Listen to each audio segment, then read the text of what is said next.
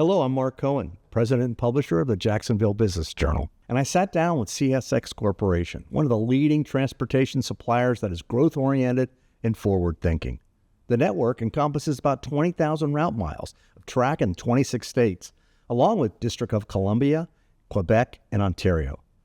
The network serves some of the largest population centers in the nation. I sat down with the leadership team to discuss their vision, challenges, and how they're navigating the future, and more importantly, delivering value to their customer. I'm here with Sean Pelkey, Executive Vice President and CFO. Welcome. Thank you. Good to be here. Let me ask this question. Rail is sometimes used as a predictor of economics and economy. Why is that? No, that's a great question. So there's a famous quote that says, from Warren Buffett, of course, the great investor, who says, if I only had one data set to use to understand the health of the U.S. economy, the data set I would use is weekly rail volumes. Wow. Right? And why is that? Well, I think a lot of it has to do with how diverse rails are in terms of all the different commodities that we move. You know, everything from the energy that heats and cools our homes to what powers our businesses to, you know, the chemicals that we use to clean our drinking water, manufacture products, automobiles, you know, pretty much you name it, anything that we consume, chances are at some point moved over the rail. That's interesting. We've got erratic political elections, crazy weather events, any number of other events happening around us. How does CSX manage financial risk, particularly in the context of economic disruption and natural disasters? Yeah, we sure have seen a lot of that in the recent years. I think the first thing that a company like ours that needs to do and recognize we've got 20,000 miles of track all across the eastern half of the United States, so there are many areas of risk. The first thing is to prevent and mitigate, to be ready in the event that if and when something does occur, the worst case scenario is avoided.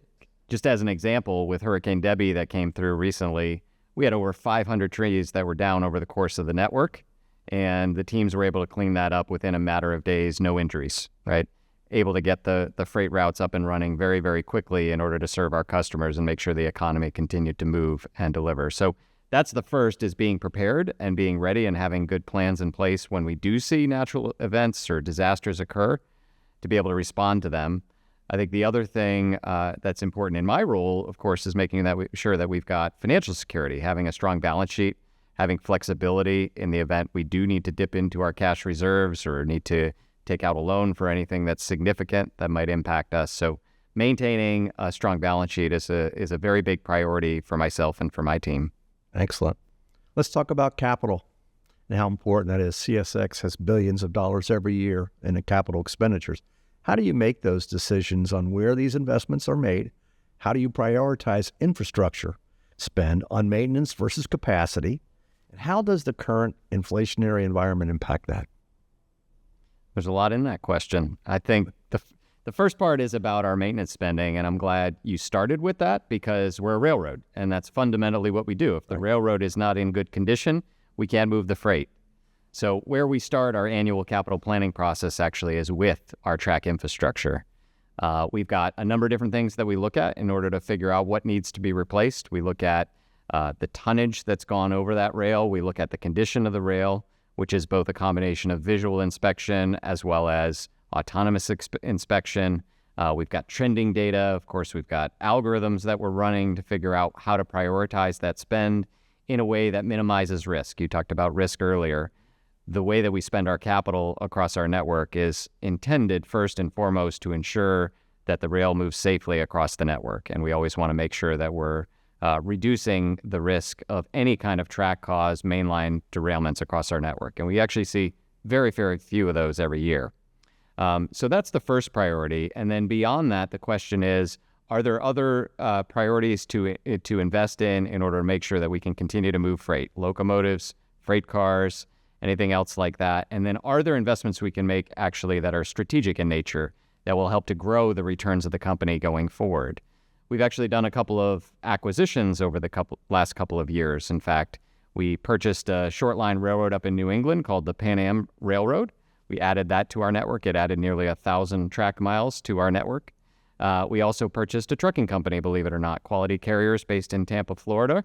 They are the leading trucking company for specialty chemicals. And we've been able to partner with Quality Carriers and their customers, many of whom are also CSX's customers, to convert some of that freight that today moves in trucks, actually moving it over to the rail and getting trucks off the highway, which is a great news story. Sean, you know that the current administration has been focused on transportation infrastructure spending. So does CSX benefit from that? And how do you work with governments to partner on projects? Yeah, no, that's a great question. It's always good to see when the federal government wants to invest in transportation infrastructure, because it's so critical to, what we need in order to live every day. The goods have got to move. And we saw that with the supply chain crisis, coming out of the pandemic. So the investment is a very positive thing. It's not that there's a tremendous amount of dollars for freight rail directly, but we are indirectly benefiting in many, many ways.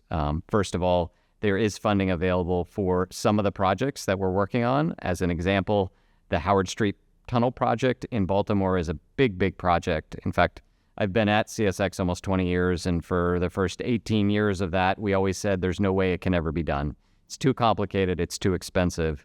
The Howard Street Tunnel project is actually a tunnel that runs right underneath the city of Baltimore. And it's very old, and it's very narrow, and we cannot get two intermodal containers one on top of each other through the tunnel today. So the project essentially is to widen and raise the Howard Street Tunnel. In fact, we're going to be lowering the track in order to allow two intermodal containers to pass through that tunnel. A multi-$100 million project that on its own, CSX would not be able to fund and earn a return on that investment. So we've had federal government partnership, we've had partnership from the state of Maryland, from Pennsylvania.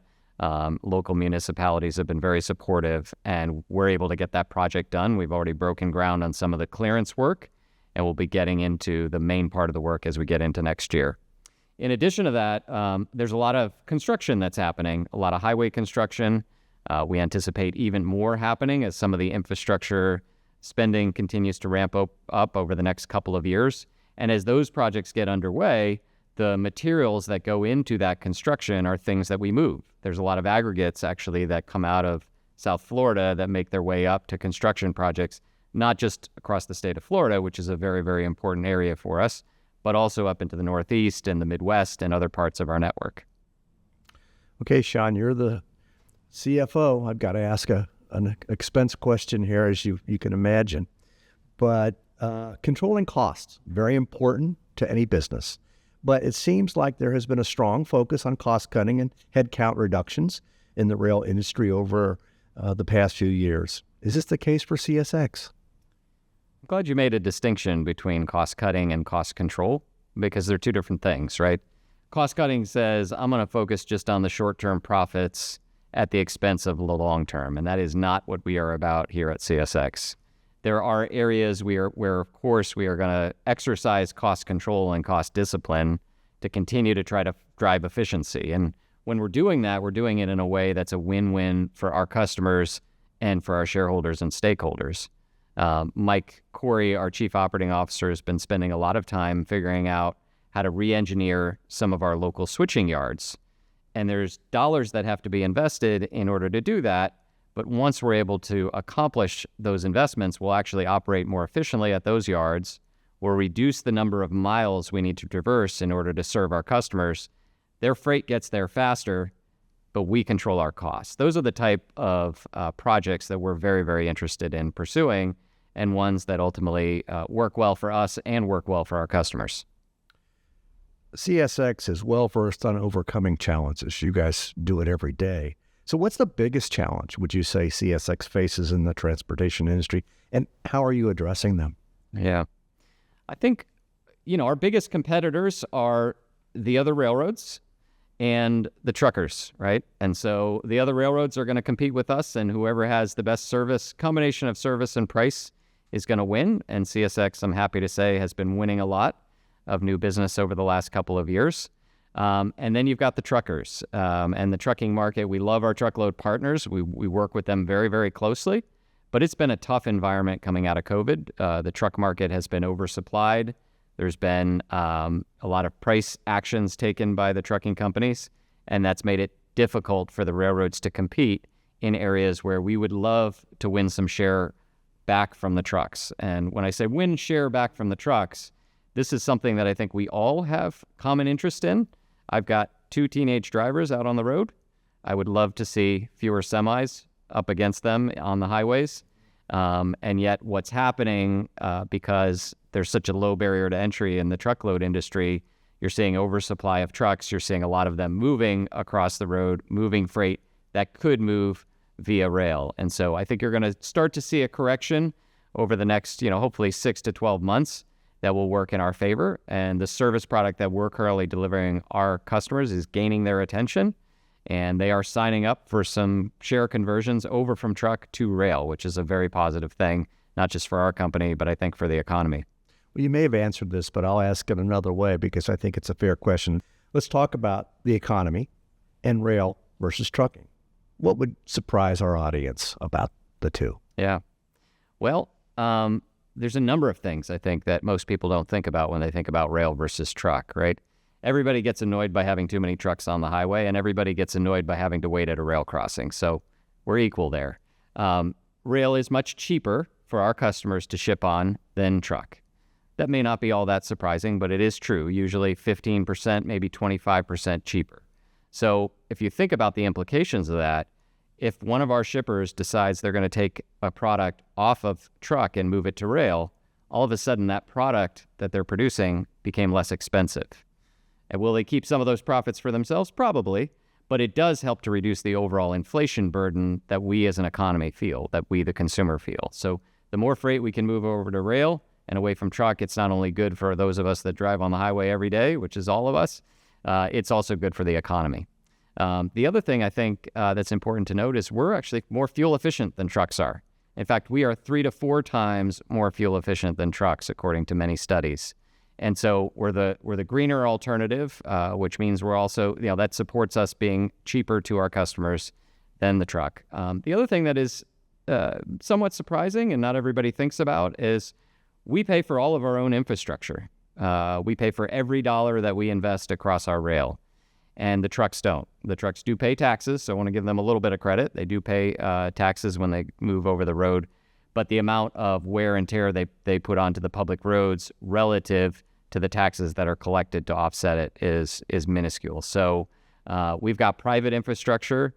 We're not like some of the companies over in Europe or in Asia. If you've been over to other countries and you've seen the infrastructure, the rail infrastructure there, a lot of that is owned or supported by the government. That does not take place to the same degree here in the United States. We do get support for specific projects like the Howard Street Tunnel I talked about earlier, but by and large, that $2.5 billion capital budget that we have, every dollar of that is funded by CSX privately. So support the rails, and in so doing, we hopefully get some trucks off the highway and reduce the cost for the goods that we all consume every day. Sean, climate control is important. How is CSX clients and how are they concerned about this and what you're doing about it? Very important these days. Yeah. I think what most people don't think about is how rail can be part of the solution. We are already naturally more fuel efficient than truck. And so we can leverage that in the way that we sell our product to the customer. We're often cheaper than truck is. Right now, we're in an environment where truck rates have been coming down the last year or two. So it's a little bit more competitive on the rate side. But we offer a value proposition that says not only can we be cheaper than the truck, and that will start to become even more apparent over the next year or two, I think, as the truck market stabilizes, but we're more energy efficient as well.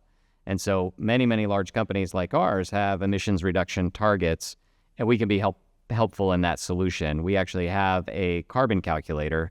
So if you're a prospective rail shipper and you move truck today, we can run that move through and tell you what your GHG emissions are today, and if you ship via rail, what they're going to be in the future if you convert to CSX. You compare that with the cost savings, and it's a pretty compelling value proposition to make the change, convert over to truck, and come over to rail.